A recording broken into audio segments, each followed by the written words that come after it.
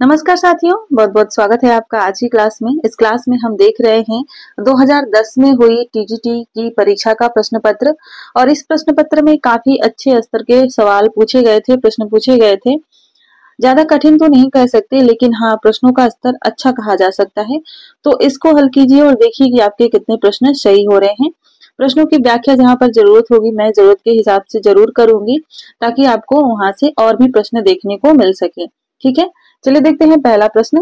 पहला प्रश्न पूछा गया था, पहला प्रश्न ही काफी अच्छा प्रश्न था। हिंदी साहित्य के इतिहास ग्रंथ हिंदी साहित्य विमर्श के लेखक कौन है? वियोगी हरि, सूर्यकांत शास्त्री, डॉक्टर हजारी प्रसाद द्विवेदी या पद्मलाल पुन्नालाल बख्शी। हिंदी साहित्य के इतिहास ग्रंथ हिंदी साहित्य विमर्श के लेखक कौन है? सही उत्तर है इसका पद्मलाल पुन्नालाल बख्शी। यह पद्मलाल पुन्नालाल बख्शी का इतिहास ग्रंथ है, जिसका प्रकाशन हुआ था 1925 ईस्वी में।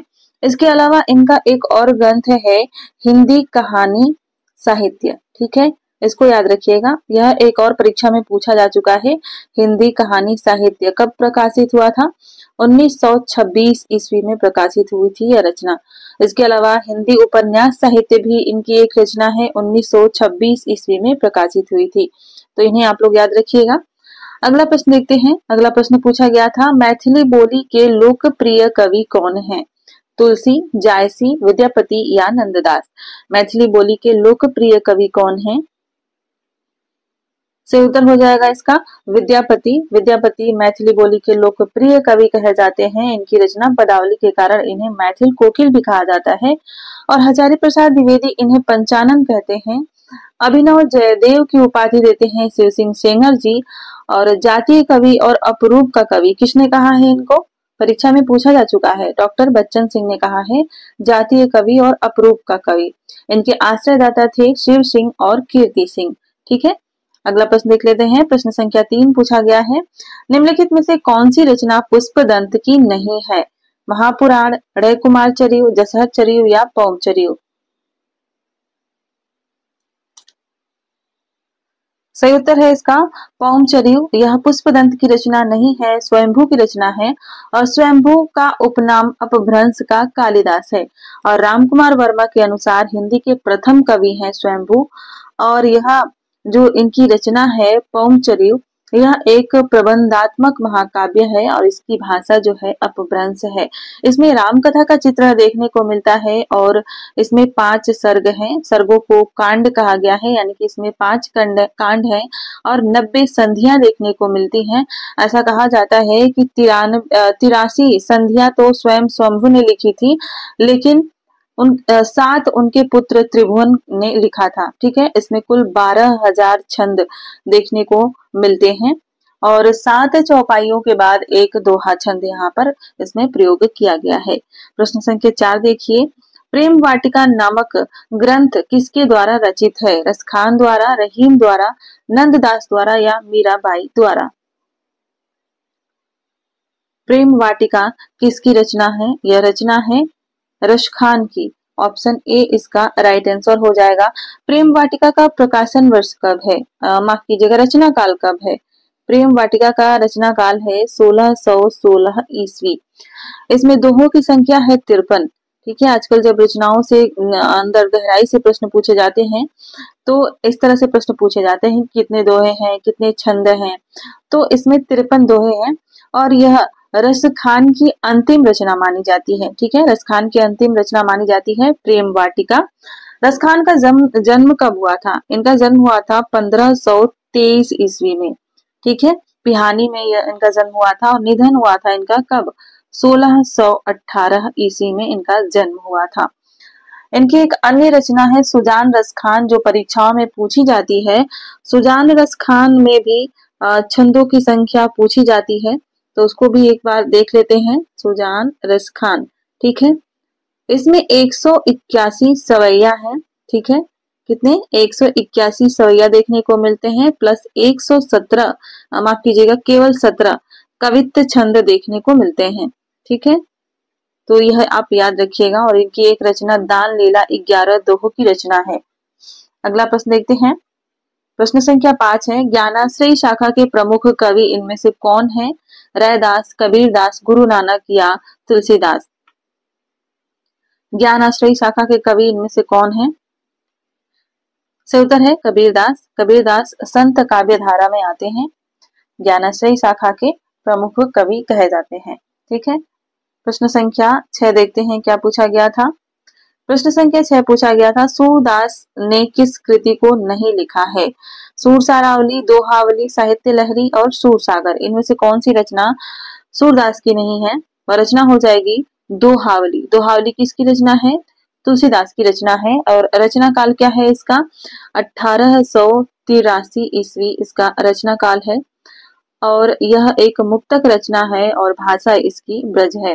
ठीक है, छंदों की संख्या इसमें कितनी है? तो इसमें 573 दोहे हैं। सभी तथ्यों को आप लोग नोट करते चलिएगा। इसमें चातक के माध्यम से प्रेम की अनन्यता का चित्रण किया गया है और यह अन्योक्ति अलंकार प्रधान रचना है। ठीक है, रचनाओं में अलंकार पूछे तो दोहावली में अन्योक्ति अलंकार की प्रधानता देखने को मिलती है। एक पंक्ति आपने सुनी होगी इस रचना की, बहुत ही प्रसिद्ध है। कभी कभी तुलसीदास की पंक्तियां देकर पूछ लिया जाता है कि किस रचना से है। तो एक पंक्ति आप लोगों ने सुनी होगी, एक भरोसे एक बल एक आस विश्वास, राम नाम घनश्याम हित चातक तुलसीदास। तो यह पंक्तियां दोहावली से ही है, तो याद रखिएगा। साथ में यह भी कमेंट में बताइएगा कि जो मैं व्याख्या करती हूँ तो आप लोगों के लिए ये सही है, इसको करूं या सिर्फ आंसर बताते हुए आगे बढ़ जाऊं, तो यह कमेंट करके जरूर बताइएगा। ठीक है, अगला प्रश्न है, विशिष्टाद्वैतवाद के प्रतिपादक कौन थे? रामानंद, रामानुजाचार्य, मध्वाचार्य या निम्बार्काचार्य? विशिष्टाद्वैतवाद के प्रतिपादक कौन थे? सही उत्तर है इसका रामानुजाचार्य। प्रश्न संख्या 8 देखते हैं, निम्नलिखित में से किसने पुष्टि मार्ग की स्थापना की थी? पुष्टि मार्ग के स्थापक कौन थे? वल्लभाचार्य।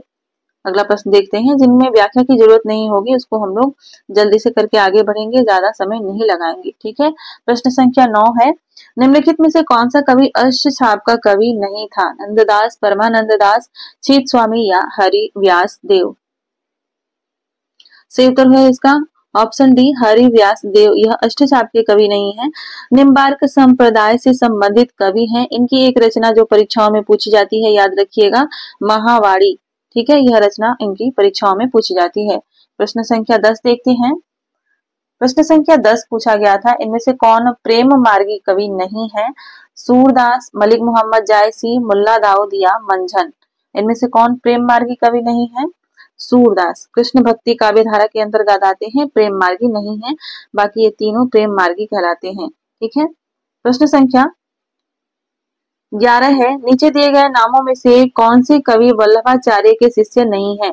चतुर्भुज दास, सूरदास, कुंभन दास या परमानंद दास? सही उत्तर हो जाएगा चतुर्भुज दास। यह वल्लभाचार्य के शिष्य नहीं थे, विठल नाथ के शिष्य थे। अगला प्रश्न देख लेते हैं। प्रश्न संख्या 12 है, हिंदू मग पर पाँव न राख्यो काजो बहुते हिंदी भाख्यो, यह उक्ति किस रचना और रचनाकार से संबंधित है? यह पंक्तियां किस रचनाकार की हैं और किस रचना से हैं? सही उत्तर है नूर मोहम्मद की अनुराग बांसुरी रचना से है। अनुराग बांसुरी का रचना काल कब है? 1764 ईस्वी इसका रचना काल है और इसके नायक का नाम है अंतःकरण और नायिका का नाम था सर्वमंगला। ठीक है, शुक्ल जी इस रचना से प्रेमाख्यानक काव्यों की समाप्ति मानते हैं। अनुराग बांसुरी से शुक्ल जी प्रेमाख्यानक काव्यों की परंपरा की समाप्ति मानते हैं, इस बात को याद रखिएगा। प्रश्न संख्या 13 देखिए, पराधीन सपने सुख नाही पंक्ति लिखी गई है रहीम दास द्वारा, कबीर दास द्वारा, मलुक दास द्वारा या तुलसीदास द्वारा?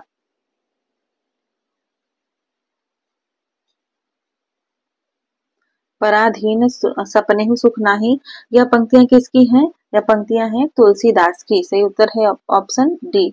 प्रश्न संख्या 14 देखिए, ब्रजभाषा आधुनिक कालीन प्रसिद्ध कवि कौन है?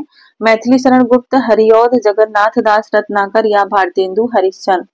ब्रजभाषा आधुनिक कालीन प्रसिद्ध कवि कौन है? सही उत्तर है इसका जगन्नाथ दास रत्नाकर। आधुनिक काल में ये ब्रजभाषा के समर्थक थे और ब्रजभाषा में रचनाएं भी लिखते थे। अगला प्रश्न है प्रश्न संख्या 15, निम्नलिखित में से कौन सा नाटक जयशंकर प्रसाद द्वारा रचित है? ध्रुवस्वामिनी, कृष्णार्जुन युद्ध, रुक्मिणी परिणय या प्रेमलोक। इनमें से कौन सा नाटक जयशंकर प्रसाद का है? सही उत्तर है ध्रुवस्वामिनी 1933 ईस्वी में प्रकाशित हुई थी यह रचना और यह जयशंकर प्रसाद द्वारा रचित है। रुक्मिणी परिणय किसका है? यह हरिऔध जी का नाटक है। ठीक है, अयोध्या सिंह उपाध्याय हरिऔध पूरा नाम है। कृष्णा अर्जुन युद्ध यह किसकी रचना है? यह माखन लाल चतुर्वेदी की रचना है। और बात करें प्रेम लोक की तो यह किसका नाटक हो जाएगा? किसकी रचना? राम नरेश त्रिपाठी की रचना है। ठीक है, प्रश्न संख्या 15 के बाद प्रश्न संख्या 16 देखते हैं।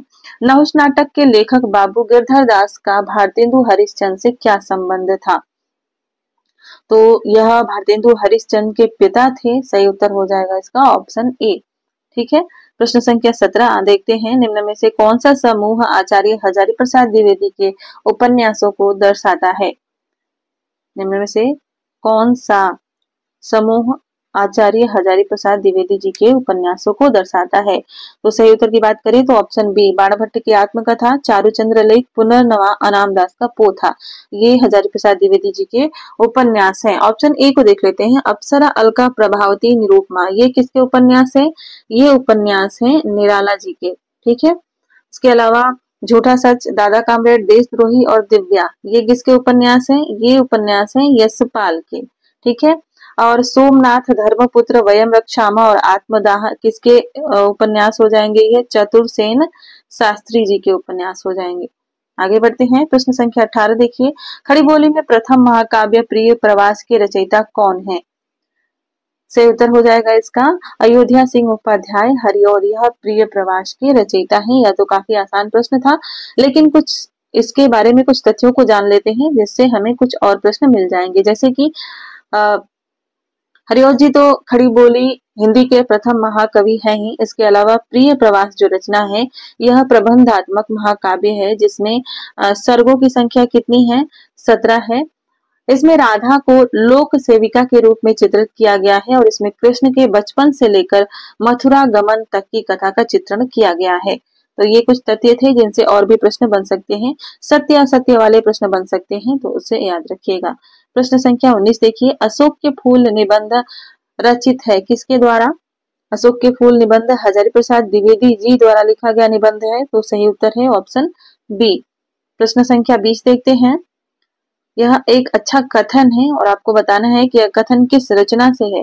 जब हम प्रीति, उदारता और भलमनसाहत का वर्ताव करते हैं तब वे यही समझते हैं कि हम उनसे घृणा कर रहे हैं और हम चाहें उनको उनका जितना ही उपकार करें बदले में हमें अपकार ही मिलेगा। यह कथन किस निबंध से लिया गया है? घृणा, प्रीति और लोभ, ईर्ष्या तू न गई मेरे मन से या मित्रता।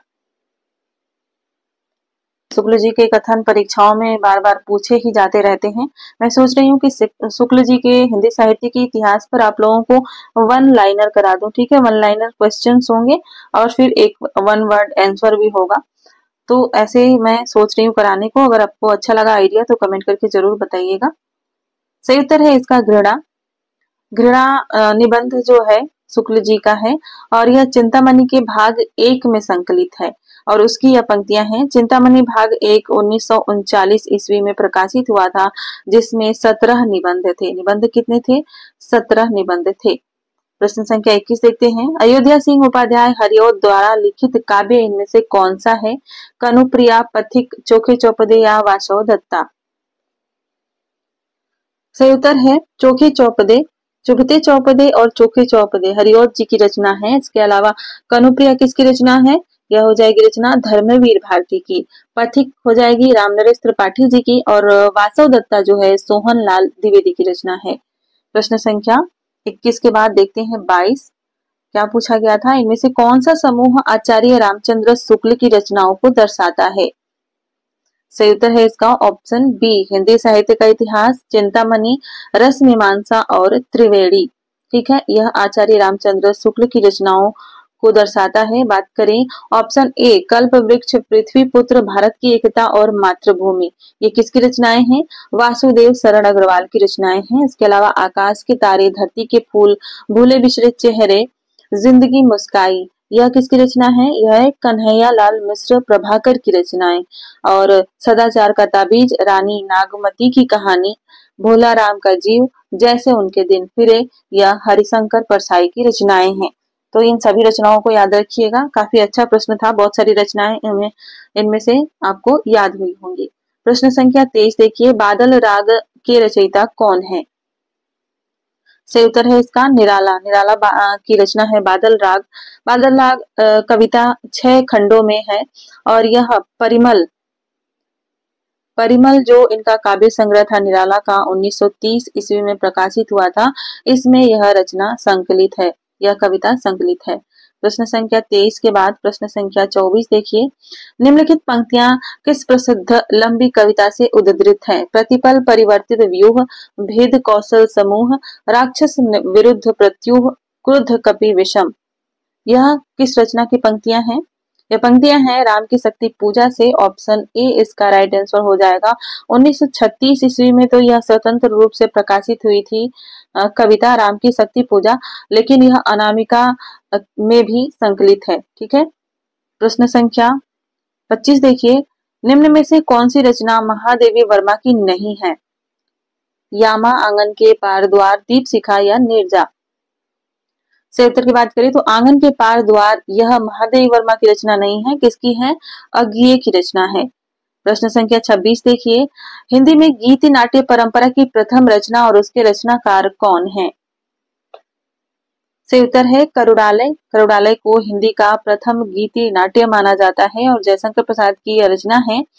हिंदी के कुछ प्रमुख गीति नाट्य इस प्रकार है, जैसे कि अनग है मैथिली शरण गुप्त का, स्वर्ण विहान है हरिकृष्ण प्रेमी का, तारा भगवती चरण वर्मा का है, रजत शिखर सुमित्रा नंदन पंत का, कल्पांतर गिरतक माथुर का और अंधा युग धर्मवीर भारती का। ये हिंदी के कुछ प्रमुख गीत नाट्य हुए। प्रश्न संख्या 27 देखिए, अनामिका काव्य किन के द्वारा रचित है?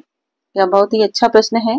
अनामिका काव्य किसके द्वारा रचित है? यह रचना है निराला की। अनामिका काव्य संकलन है। इसका प्रथम संस्करण 1923 ईस्वी में प्रकाशित हुआ था। ठीक है, इसका प्रथम संस्करण 1923 ईस्वी में प्रकाशित हुआ था और दूसरा संस्करण भी प्रकाशित हुआ था 1938 ईस्वी में। प्रश्न संख्या 28 देखिए, यह भी बहुत ही महत्वपूर्ण प्रश्न है। प्रिय स्वतंत्र रव अमृत मंत्र नौ पंक्ति वाली कविता का संबंध किससे है? यानी कि यह कविता किसकी है? सही उत्तर है इसका सूर्यकांत त्रिपाठी निराला से यह संबंधित है। सूर्यकांत त्रिपाठी निराला की एक कविता है वीणा वादिनी वरदे। ठीक है, आप लोगों ने बचपन में पढ़ी होगी वीणा वादिनी वरदे वरदे वीणा वादिनी। ठीक है, तो प्रिय स्वतंत्र रव अमृत मंत्र नौ भारत में भर दे। तो यह पंक्तियां जो है ना, एक इनका काव्य संकलन है राग विराग। ठीक है, निराला का एक काव्य संकलन है राग विराग, जो इसके संपादक थे रामविलास शर्मा। रामविलास शर्मा ने संकलन भी किया था और संपादन भी किया था।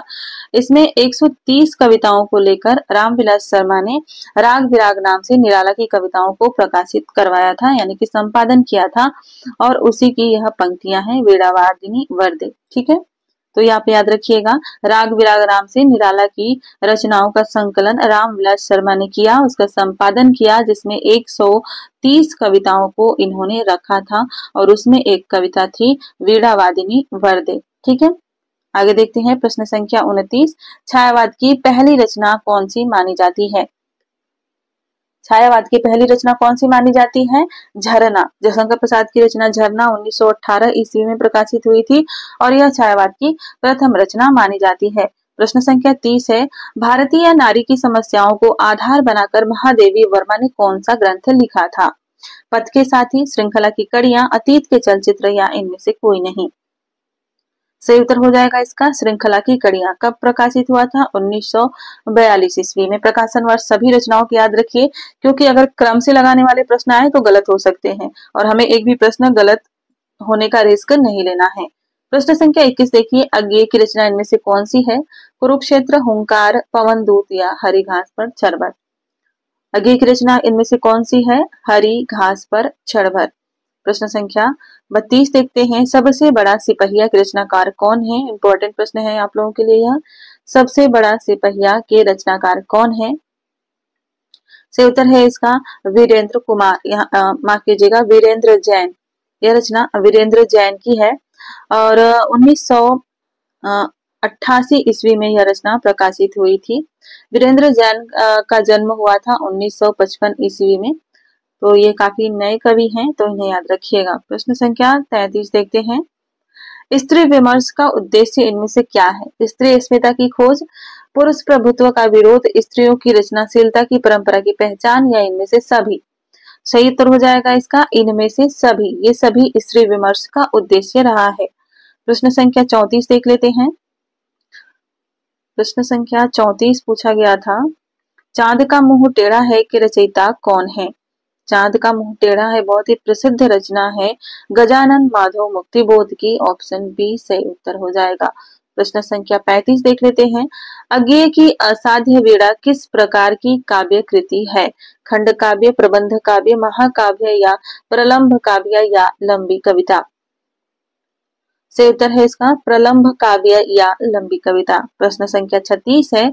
सन 1954 में प्रकाशित नई कविता पत्रिका के संपादक कौन थे? अज्ञेय, धर्मवीर भारती, श्री नरेश मेहता, या जगदीश गुप्त? सही उत्तर है जगदीश गुप्त। 1954 में नई कविता पत्रिका के संपादक थे जगदीश गुप्त। यह जो नया शब्द नई शब्द है, शुद्ध रूप इसका यह होगा, ठीक है, लेकिन नई कविता के लिए इन लोगों ने ऐसे ही प्रयोग किया था, तो लिखने में हम लोग ऐसे ही लिखते हैं, ठीक है। प्रश्न संख्या 37 देखिए। केदारनाथ सिंह किस सप्तक के संकलित कवि हैं? केदारनाथ सिंह किस सप्तक के कवि हैं? तार सप्तक, दूसरा सप्तक, तीसरा सप्तक, या चौथा सप्तक? सही उत्तर है तीसरा सप्तक। केदारनाथ सिंह तीसरा सप्तक में संकलित है, जिसमें प्रयाग नारायण त्रिपाठी, कुंवर नारायण, कीर्ति चौधरी, विजय देवनारायण शाही, और इसके अलावा केदारनाथ सिंह तो थे ही, मदन वात्सायन और सर्वेश्वर दयाल सक्सेना, ये 7 कवि तीसरा सप्तक में शामिल किए गए थे। प्रश्न संख्या 38 देखिए। अज्ञेय का पूरा नाम क्या है? बहुत ही आसान सा प्रश्न है। अज्ञेय का पूरा नाम था सच्चिदानंद हीरानंद वात्स्यायन अज्ञेय, यानी कि ऑप्शन सी सही उत्तर हो जाएगा। प्रश्न संख्या 39 देखिए। उत्तर कबीर पर व्यास सम्मान पाने वाले रचनाकार कौन है? कुंवर नारायण, केदारनाथ सिंह, रामविलास शर्मा, या भवानी प्रसाद मिश्र? सही उत्तर है केदारनाथ सिंह। उत्तर कबीर केदारनाथ सिंह की रचना है, जिस पर इन्हें 1997 ईस्वी में व्यास सम्मान प्राप्त हुआ था। प्रश्न संख्या 40 देखते हैं। 40 है। डॉक्टर संपूर्णानंद की रचना का नाम इनमें से क्या है? हिंदी भाषा की उत्पत्ति, आचरण की सभ्यता, गेहूं बनाम गुलाब, या भाषा की शक्ति? डॉक्टर संपूर्णानंद की रचना इनमें से है भाषा की शक्ति, ऑप्शन डी। प्रश्न संख्या 41 देखिए। यह एक कथन है और यह कथन से संबंधित प्रश्न है, इसलिए महत्वपूर्ण हो जाता है। शहर में कोई किसी की जाति नहीं पूछता, शहर के लोगों की जाति का क्या ठिकाना है, लेकिन गांव में तो बिना जाति के से आपका पानी नहीं चल सकता। यह कथन किस रचना से लिया गया है? सही उत्तर है मैला आंचल। यह मैला आंचल से लिया गया है। डॉक्टर प्रशांत का यह कथन है, ठीक है। प्रश्न संख्या 42 देखिए। विष्णुकांत शास्त्री की प्रसिद्ध गद्य काव्य कृति का नाम क्या है? इंपॉर्टेंट प्रश्न है। पूजा, शुभ्रा, कुछ चंदन की, कुछ कपूर की, दोपहरिया के फूल? सही उत्तर है इसका ऑप्शन सी, कुछ चंदन की, कुछ कपूर की। लेकिन यह गद्य काव्य कृति नहीं है, यह एक निबंध है, ठीक है। तो इस प्रश्न में याद रखिएगा कि यह कुछ चंदन की, कुछ कपूर की विष्णुकांत शास्त्री की रचना है, लेकिन यह एक निबंध है। प्रश्न संख्या 43 देखिए। वियोगी हरि का वास्तविक नाम क्या था? वियोगी हरि का वास्तविक नाम बहुत बार परीक्षाओं में पूछा जा चुका है। हरि प्रसाद द्विवेदी था, यानी कि ऑप्शन बी सही उत्तर हो जाएगा। प्रश्न संख्या 44 देखते हैं। निम्नलिखित में से कौन सा नाटक जयशंकर प्रसाद द्वारा रचित नहीं है? सही उत्तर है इसका करबला। करबला किसका नाटक है? मुंशी प्रेमचंद जी का। प्रश्न संख्या 45 देखिए। हरिबिंदी किस साहित्यकार की कहानी है? मैत्रेयी पुष्पा, उषा प्रियंवदा, मृदुला गर्ग, या मन्नू भंडारी? हरिबिंदी किसकी रचना है? मृदुला गर्ग की, ऑप्शन सी सही उत्तर हो जाएगा। प्रश्न संख्या 46 देखते हैं। शेष कादंबरी उपन्यास की लेखिका कौन है? शेष कादंबरी उपन्यास किसका है? यह है अलका सरावगी का, ऑप्शन डी सही उत्तर हो जाएगा। कब प्रकाशित हुई थी यह रचना, कब प्रकाशित हुआ था यह उपन्यास? 2001 में। ठीक है। प्रश्न संख्या 47 देखते हैं। आनंद कादम्बिनी का संपादक कौन था? आनंद कादम्बिनी किसके द्वारा संपादित की जाती थी? बद्री नारायण चौधरी प्रेमघंत जी द्वारा। ऑप्शन सी से उत्तर हो जाएगा। 1881 से यह मिर्जापुर से प्रकाशित होती थी। प्रश्न संख्या 48 है। नाटक जारी है किस विधा की रचना है? उपन्यास है, नाटक है, निबंध है या कविता है? नाटक जारी है कविता विधा की रचना है। सही उत्तर हो जाएगा ऑप्शन डी। ठीक है। अगला प्रश्न देखते हैं। यह लीलाधर जगूड़ी की कविता है। प्रश्न संख्या 49 देखते हैं। झूला नट उपन्यास की रचनाकार कौन है? मैत्रेयी पुष्पा, मृदुला गर्ग, उषा प्रियंवदा या शिवानी? किसी भी परीक्षा में महिला रचनाकारों से प्रश्न जो पूछे जाते हैं तो बहुत ही महत्वपूर्ण होते हैं और महिला रचनाकार पढ़ने में भी बहुत कम है, तो आप आसानी से याद रख सकते हैं। मैत्रेयी पुष्पा की रचना है झूला नट। 1999 ईस्वी में यह प्रकाशित हुई थी रचना। ठीक है। प्रश्न संख्या 50 देखिए। वोल्गा से गंगा किसकी रचना है? वोल्गा से गंगा किसकी रचना है? राहुल सांकृत्यायन की रचना है। राहुल सांकृत्यायन की कहानी है। विधा पूछी जा सकती है। नाम से पता चलता है कि यात्रा साहित्य, लेकिन है यह कहानी विधा की रचना। प्रश्न संख्या 51 है। कौन सी कृति मोहन राकेश की नहीं है? आषाढ़ का एक दिन, कन्यादान, लहरों के राजहंस या आधे अधूरे? से उत्तर है कन्यादान। यह सरदार पूर्ण सिंह का निबंध है, मोहन राकेश की रचना नहीं है। प्रश्न संख्या 82 देखिए। कविता क्या है? निबंध के लेखक कौन है? रामचंद्र शुक्ल, हजारी प्रसाद द्विवेदी, अध्यापक पूर्ण सिंह या कुबेरनाथ राय? कविता क्या है किसका निबंध है? आचार्य रामचंद्र शुक्ल का निबंध है। बहुत ही प्रसिद्ध निबंध है, तो यह प्रश्न काफी आसान है, लेकिन यह भी पूछा जा सकता है कि कविता क्या है निबंध चिंतामणि के किस भाग में संकलित है? तो यह चिंतामणि के भाग 1 में संकलित है। ठीक है। चिंतामणि भाग 1 का प्रकाशित हुआ था 1939 ईस्वी में प्रकाशित हुआ था। ठीक है। प्रश्न संख्या 53 देखते हैं। निम्न में से व्यंग्यकार कौन नहीं है?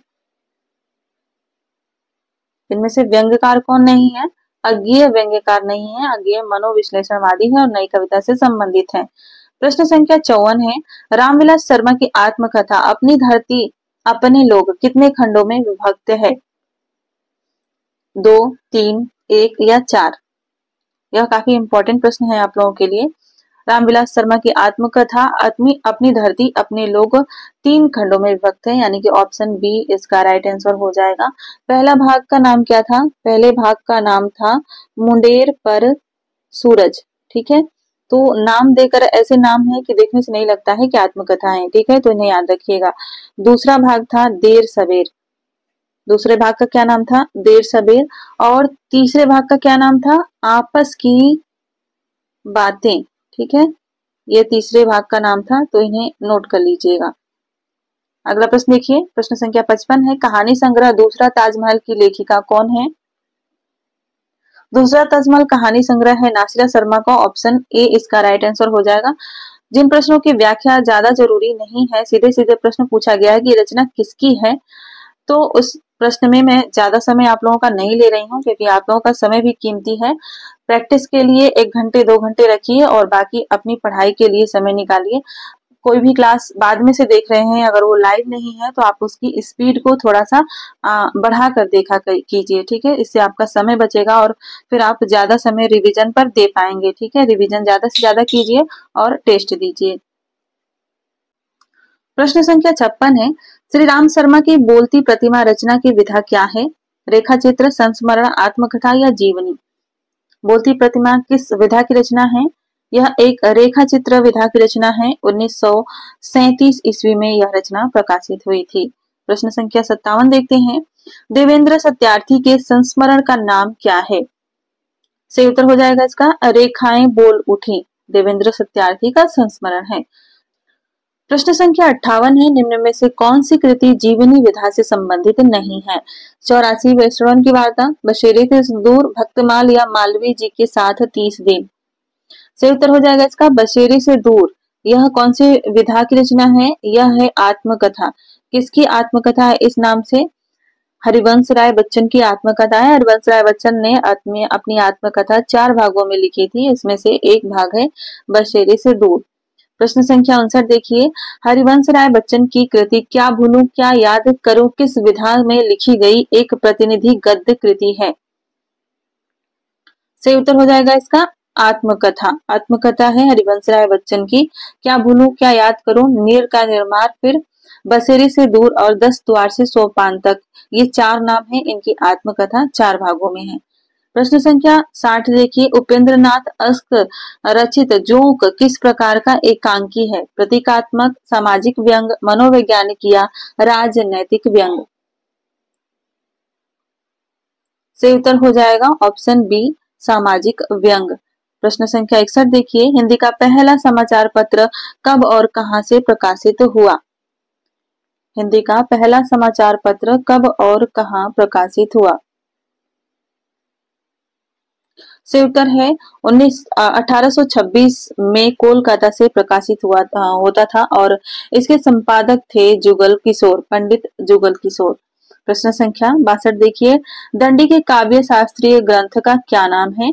सही उत्तर हो जाएगा इसका काव्यादर्श। ऑप्शन सी इसका राइट आंसर हो जाएगा। प्रश्न संख्या 63 है, दृग उर्झत टूटत कुटुम जुरत चतुरचित प्रीति परत गांठ दुर्जन हिये दई नहीं यह रीति। उपयुक्त दोहे में कौन सा अलंकार है? विषम, असंगति, व्यतिरेक या निदर्शना?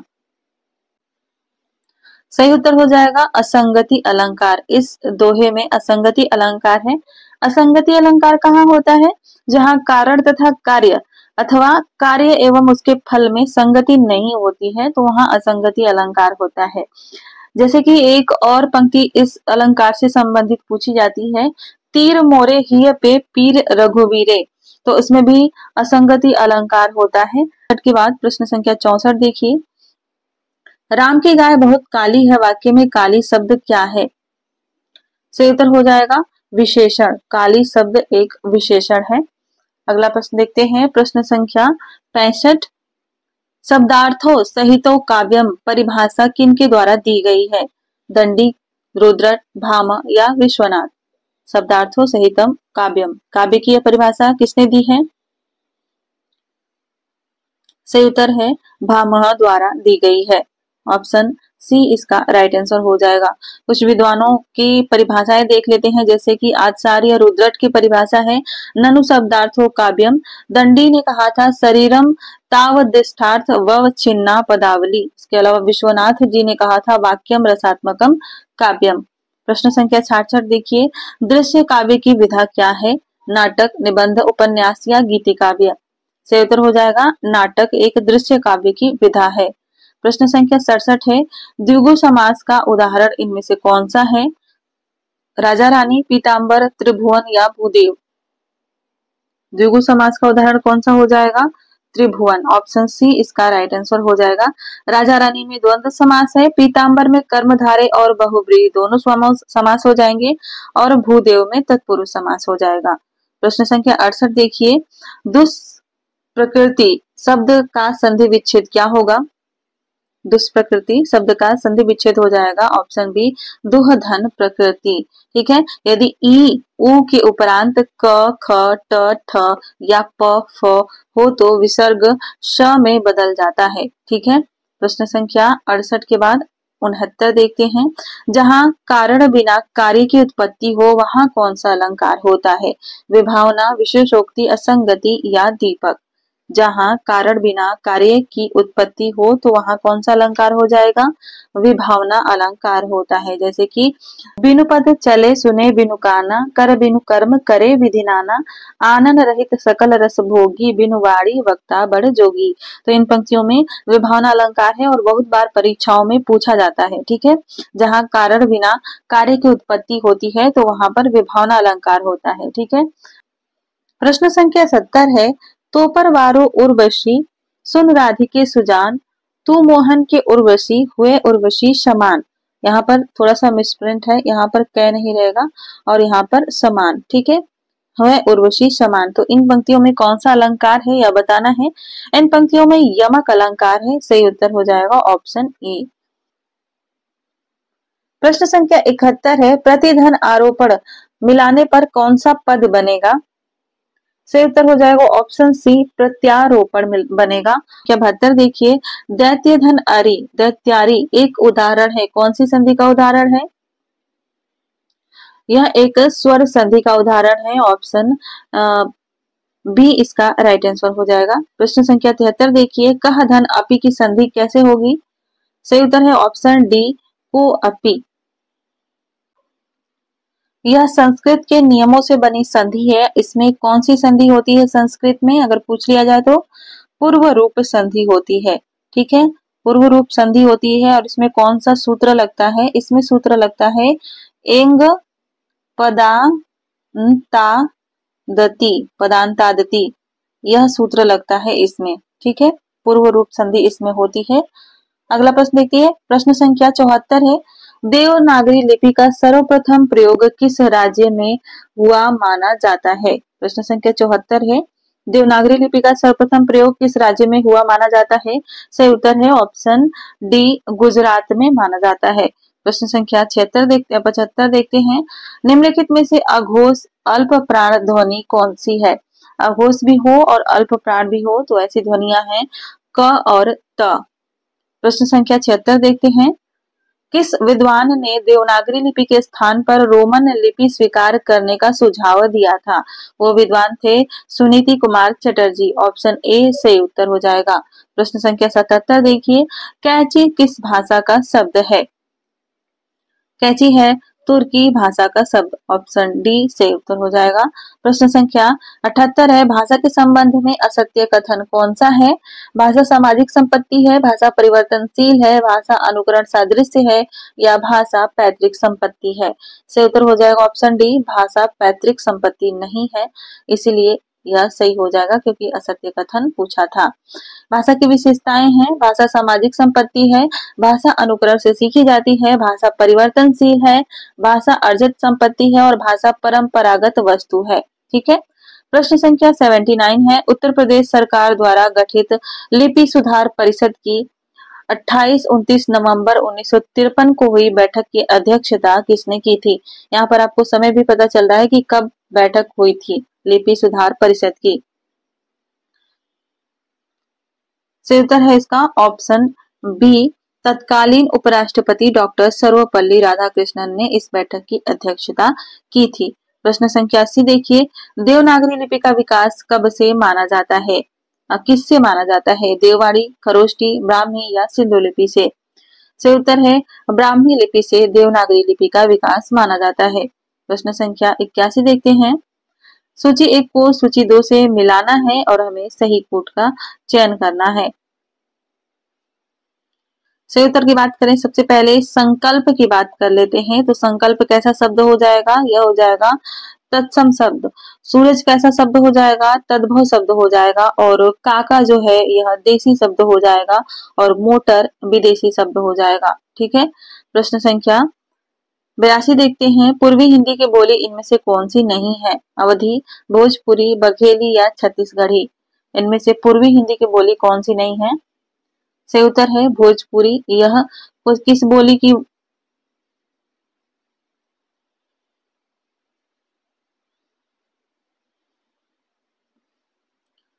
यह बिहारी हिंदी की बोली है। सही उत्तर हो जाएगा ऑप्शन बी, अवधी, बघेली, छत्तीसगढ़ी ये पूर्वी हिंदी की बोलियां हैं।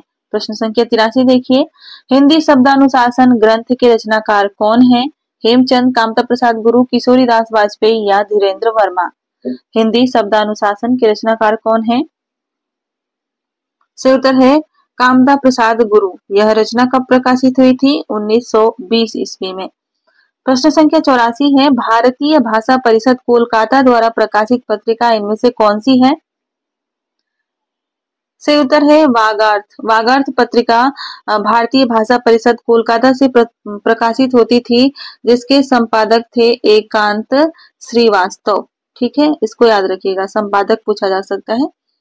प्रश्न संख्या 85 है, अजायब घर शब्द है देसी, विदेशी, तद्भव या संकर? किस प्रकार का शब्द है अजायब घर? सही उत्तर है संकर शब्द। यह एक संकर शब्द है, इसमें दो भाषाओं के शब्द मिले हुए हैं। प्रश्न संख्या 85 के बाद प्रश्न संख्या 86 देखते हैं, निम्नलिखित में से कंठ ध्वनियां कौन सी है? क, ख, य, र, च, स या ट, ण? से उत्तर है क, ख, ये कंठ ध्वनियां हैं। क वर्ग कंठ ध्वनियों का समूह होता है। प्रश्न संख्या 87 है, पंकज शब्द निम्न में से किससे संबंधित है? रूढ़ शब्द, यौगिक शब्द, योग रूढ़ या इनमें से कोई नहीं? पंकज शब्द निम्न में से किससे संबंधित है? योग रूढ़ शब्द है पंकज शब्द। प्रश्न संख्या 88 देखते हैं, संघ की राजभाषा हिंदी और लिपि देवनागरी होगी, यह संविधान के किस अनुच्छेद में वर्णित है? से उत्तर हो जाएगा अनुच्छेद 343। इसमें यह वर्णित है कि संघ की राजभाषा हिंदी और लिपि देवनागरी होगी। प्रश्न संख्या 89 है, यदि ए ओ औ के बाद कोई भिन्न स्वर आता है तो इसके स्थान पर क्रमशः अय आव अव आव हो जाता है, यह संधि कौन सी होती है? सही उत्तर है इसका अयादि, यहाँ पर अयादि संधि होती है। प्रश्न संख्या 90 है, निम्नलिखित में से कौन सा शब्द तत्सम रूप में है? अंधकार, अंधियारा, अंधेरा या रात? इनमें से कौन सा शब्द तत्सम रूप में है? सही उत्तर है अंधकार। प्रश्न संख्या 91 देखते हैं, निम्नलिखित में से कौन सा शब्द स्त्रीलिंग नहीं है? पानी, मानी, कहानी या रानी? सही उत्तर है पानी। पानी बहता है, पानी बहती है नहीं। ठीक है, तो यह पुल्लिंग शब्द है, स्त्रीलिंग शब्द नहीं है। प्रश्न संख्या 92 है, सही युग्म पहचानना है। काले टोपी, सुनहरी पत्ता, दुबला पतला लड़का या उड़ता हुआ चिड़िया? सही उत्तर हो जाएगा दुबला पतला लड़का। काले टोपी नहीं होगा, काली टोपी होगा। सुनहरा पत्ता होगा और उड़ता हुआ चिड़िया नहीं, उड़ती हुई चिड़िया। ठीक है, प्रश्न संख्या 93 देखते हैं, निम्नांकित में पुल्लिंग शब्द कौन सा है? मजा, सजा, कजा या रजा? इनमें कौन सा पुल्लिंग शब्द है? मजा पुल्लिंग शब्द हो जाएगा। ठीक है, सजा होती है, कजा होती है, रजा होती है, स्त्रीलिंग है। मजा होता है, ठीक है, मजा आता है, आती नहीं है, तो इसलिए यह पुल्लिंग शब्द हो जाएगा। प्रश्न संख्या 94 है, निम्नांकित वाक्यों में क्रिया विशेषण युक्त वाक्य कौन सा है? मैं कल नहीं जाऊंगा, ये फूल सुंदर है, लड़का रोते रोते घर पहुंचा या आज शाम को मत आना? सही उत्तर हो जाएगा लड़का रोते रोते घर पहुंचा। वह घर कैसे पहुंचा? रोते रोते पहुंचा। तो क्रिया की विशेषता बता रहा है, तो यह क्रिया विशेषण से युक्त वाक्य है। प्रश्न संख्या 95 है, भला मैं क्या कर सकता हूँ? वाक्य में भला शब्द क्या है? यहाँ पर संज्ञा है, सर्वनाम है, विशेषण है या अव्यय है? बात करें भला शब्द की, तो इस वाक्य में यह अव्यय के रूप में प्रयोग किया गया है। 96 है, नीचे दिए गए विकल्पों में से तत्सम शब्द का चयन करना है। पड़ोसी, गोधूम, बहू या शहीद? तत्सम शब्द की बात करें तो गोधूम एक तत्सम शब्द हो जाएगा। प्रश्न संख्या 97 है, नीचे दिए गए विकल्पों में से तद्भव शब्द का चयन कीजिए। बैंक, मोह, मर्म या प्रलाप? इनमें से तद्भव शब्द कौन सा हो जाएगा? मोह। मोह एक तद्भव शब्द है। अगला प्रश्न है, सुख दुख के बीच लगने वाला चिन्ह क्या कहलाता है? इस चिन्ह को हम योजक चिन्ह कहते हैं। ऑप्शन बी राइट आंसर हो जाएगा। अगला प्रश्न देखते हैं, प्रश्न संख्या 99 है, निम्नलिखित में से किस शब्द में उपसर्ग नहीं है? मिलान, सुपुत्र, अधर्म या सुकर्म? इनमें से किस शब्द में उपसर्ग नहीं लगा हुआ है? सही शब्द है मिलान। अधर्म में अ उपसर्ग लगा हुआ है, सुपुत्र में सु उपसर्ग लगा हुआ है, सुकर्म में सु उपसर्ग लगा हुआ है। प्रश्न संख्या 100 देखते हैं, कामदेव का पर्यायवाची शब्द इनमें से कौन सा है? सरोज, उरोज, मनोज या पाथोज? कामदेव का पर्यायवाची शब्द इनमें से कौन सा है? से उत्तर हो जाएगा मनोज। मनोज कामदेव का पर्यायवाची है। इसके अलावा और कौन कौन से कामदेव के पर्यायवाची होते हैं? एक होता है मनमथ, ठीक है। इसके अलावा मदन भी कहते हैं, कामदेव के पर्यायवाची में आता है। कामदेव का एक पर्यायवाची परीक्षाओं में पूछा जाता है अनंग, और रतिपति भी इनको कहते हैं, रति के पति, रतिपति। इसके अलावा मनसिज, कामदेव का एक पर्यायवाची होता है मनसिज और एक होता है मकर ध्वज, ठीक है। यह भी परीक्षाओं में पूछे जाते हैं। अगला प्रश्न देखिए, प्रश्न संख्या 101, निम्नलिखित में से यौगिक शब्द कौन सा है? दशानन, परोपकार, चतुर्मुख या गोपाल? निम्न में से यौगिक शब्द कौन सा हो जाएगा? परोपकार हो जाएगा यौगिक शब्द, दशानन चतुर्मुख और गोपालीय योग रूढ़ शब्द हो जाएंगे। प्रश्न संख्या 102 है, निम्न में से अशुद्ध वाक्य कौन सा है? पुस्तक मेज पर रखी है, कच्चे तेल की कीमत घट गया है, यह मेरे सपनों का घर है, या कानपुर भारत की औद्योगिक राजधानी है। सही उत्तर है कच्चे तेल की कीमत घट गया है, नहीं घट गई है, यह सही उत्तर हो जाएगा। प्रश्न संख्या 103 है, निम्न में से कौन सा शब्द कमल का पर्यायवाची नहीं है? अरविंद, शतदल, सरसीज या अमी। अमीय जो है यह अमृत का पर्यायवाची होता है, कमल का पर्यायवाची नहीं। प्रश्न संख्या 104 है, आंसू शब्द किस प्रकार का शब्द है? तत्सम, तद्भव, देशज या इनमें से कोई नहीं। आंसू शब्द तद्भव शब्द है और इसका तत्सम शब्द क्या हो जाता है? इसका तत्सम शब्द होता है अश्रु। प्रश्न संख्या 105 देखिए, शुद्ध वर्तनी का चयन करना है, कुमदनी, कुमदनी, कुमुदिनी या कुमुदनी।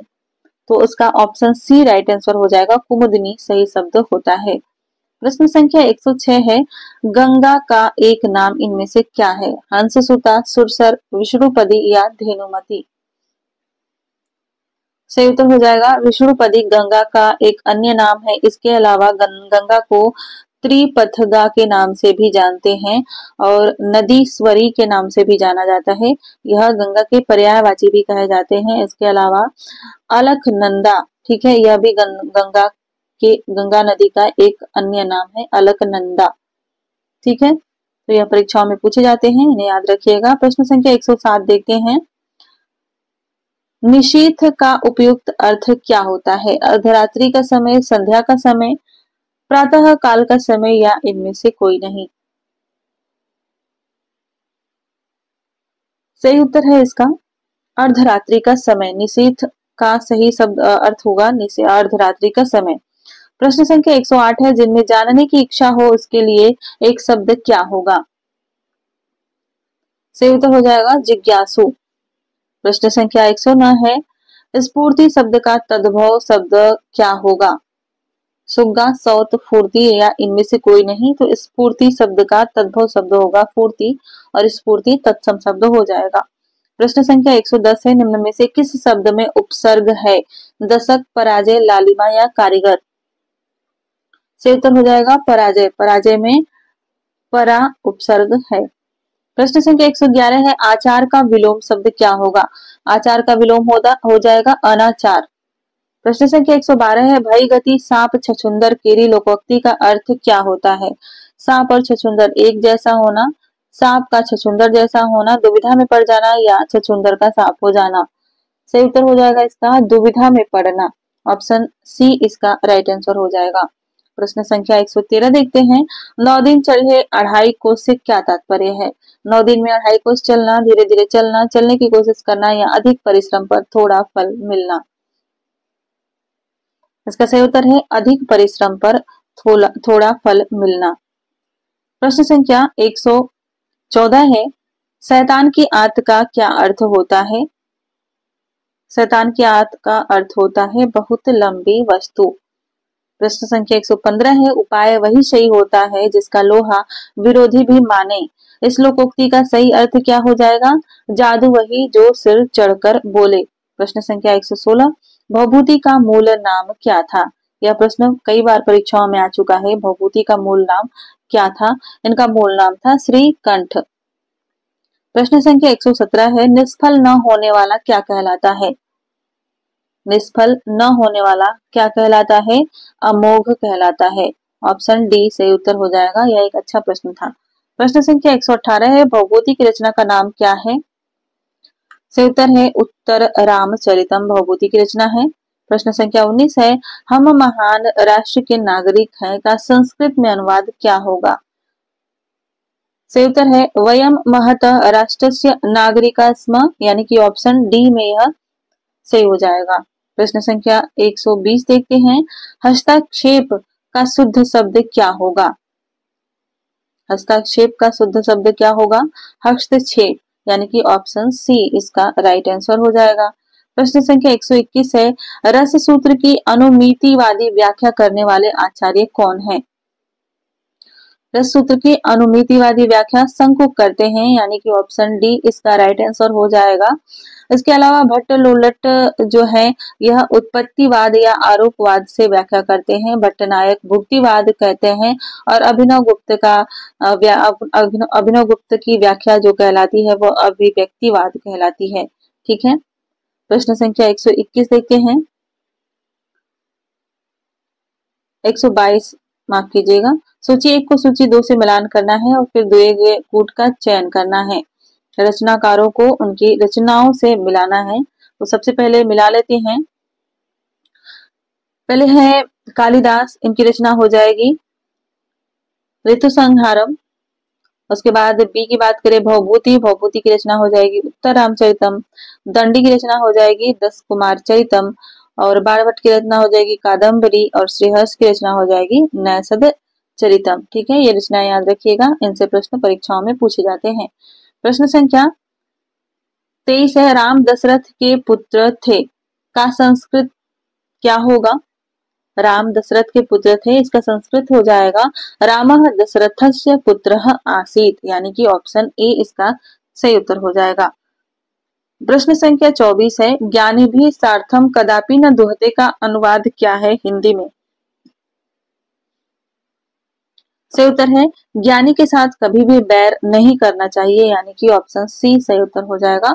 और अंतिम प्रश्न है, पेड़ से पत्ते गिरते हैं में कारक कौन सा है?